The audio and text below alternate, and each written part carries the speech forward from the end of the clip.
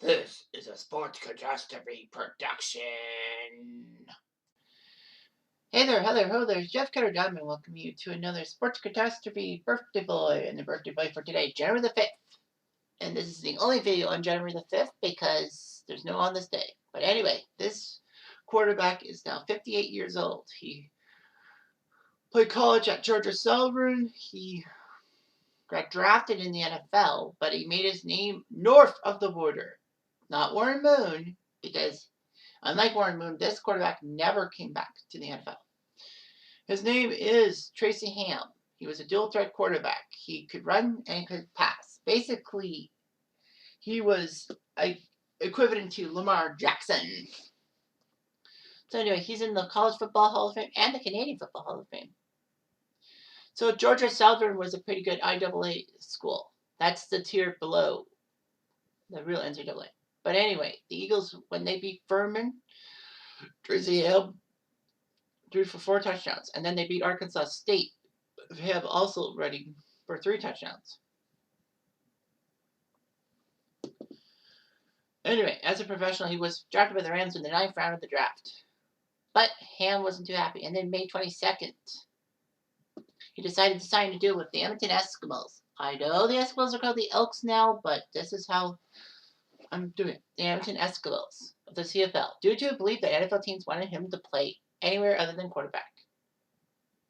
So he decided to sign with the Eskimos and get some playing time, knowing that north of the border treats quarterbacks quite well, and he could do well, even though the field's 110 yards instead of 100.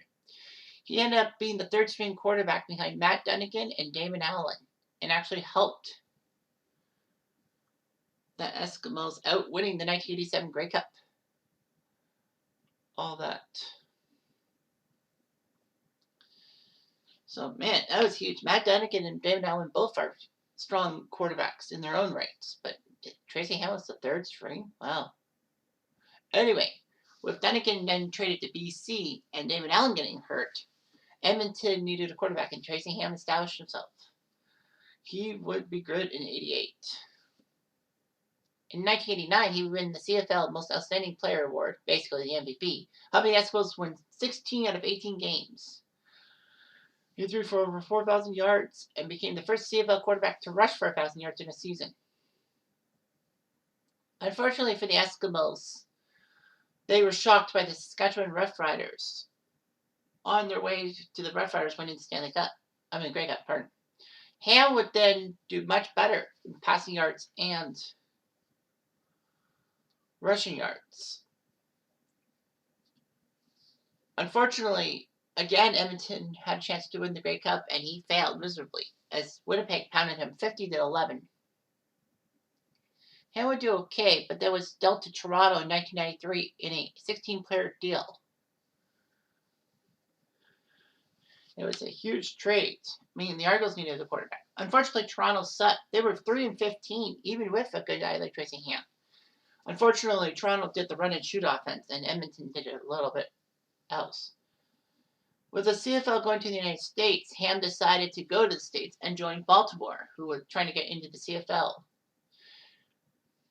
So he did pretty well for himself, over 4,000 yards passing, and helped the Stallions win a trip to the Grey Cup, which they lost on a final second field goal by Louis Pasegla.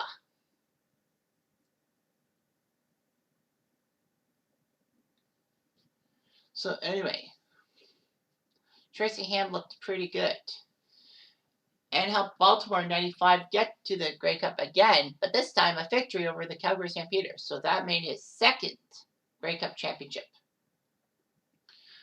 And the only time an American team took the Grey Cup. Basically, with the U.S. failing to embrace the CFL decided to get back to Canada when possible. Also helped by the fact that Baltimore now has an NFL team. The CFL team decided to move to Montreal, which had CFL football for many years, but in 87 they were not there. The offense was geared to the running attack, especially when Mike Pringle returns from the NFL in the 96 season. So Ham would help the Alouettes do well. He was the starting quarterback, and by 1999 he retired after sharing with Anthony Calvillo and giving Calvillo the reins to the Alouettes franchise. So Ham did pretty well, over 40,000 yards passing, which is seventh all time. He's actually 10th in rushing yards by a CFL player, and he's a quarterback, although he's second behind David Allen for that mark. In 2010, Ham was inducted to the CFL Hall of Fame.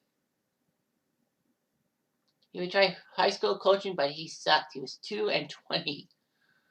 Let's just suck and all that. But yeah, he was part of 2 Grey Cup championships. So why not? He is an icon, after all. I'm Jeff Diamond. Adieu.